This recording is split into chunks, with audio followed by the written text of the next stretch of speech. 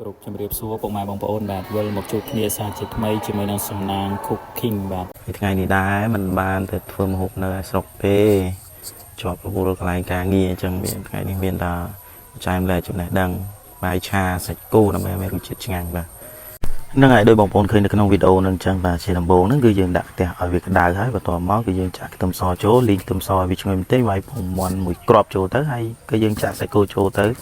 បាទចាក់សាច់គោចូលឆាជាមួយនឹងពងមាន់ហ្នឹងទៅហើយក៏ចាក់បន្លែចូលបាទបន្លែហ្នឹងបើយើងចូលចិត្តអីដាក់ហ្នឹងទៅបាទអានេះក្នុងនេះខ្ញុំដាក់ការ៉ុតហើយសណ្តែកគួរស្ពៃក្តោបបាទហើយបន្ទាប់មកក៏យើងចាក់បាយចូលច្បល់បាយជាមួយនឹងបន្លែជាមួយនឹងសាច់ហ្នឹងឲ្យសព្វចូលគ្នាទៅបាទឆាអញ្ចឹងរហូតទៅបាទហ្នឹងហើយយើងឆាវាចលាងអញ្ចឹងទៅហើយបន្ទាប់មកក៏យើងថែមនៅសោះបាយឆាបន្តិចបាទ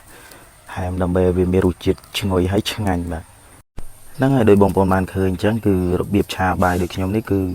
បាយអត់ជាប់ខ្ទះទេបាទយើងឆាបាយស្អាតល្អបាយនឹងអត់ជាប់ខ្ទះទេបាទហើយនេះគឺយើងបន្ថែមគ្រឿងបាទមានដូចជាទឹកស៊ីអ៊ីវហើយនឹង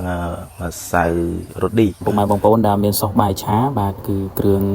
ឆាបាយមួយចានគឺយើងប្រើប្រេងខ្យងមួយស្លាបព្រាបាយម្សៅស៊ុបខ្នុរកន្លះស្លាបព្រាបាយស្ករសកន្លះស្លាបព្រាបាយប៊ីចេងមួយចុងស្លាបព្រាបាទទឹកស៊ីអ៊ីវបន្តិចទៅគឺបានហើយពុកម៉ែបងប្អូនបាទហើយ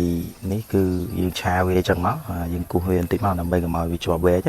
ហ្នឹងហើយយើងឆាមើលទៅឲ្យតាមចំណង់ចំណូលចិត្តបងប្អូនបើសិនជាបងប្អូនចង់បានវារៀងស្ងួតបន្តិចហ្នឹងគឺបងប្អូនឆាវារៀងយូរតិចទៅបាទ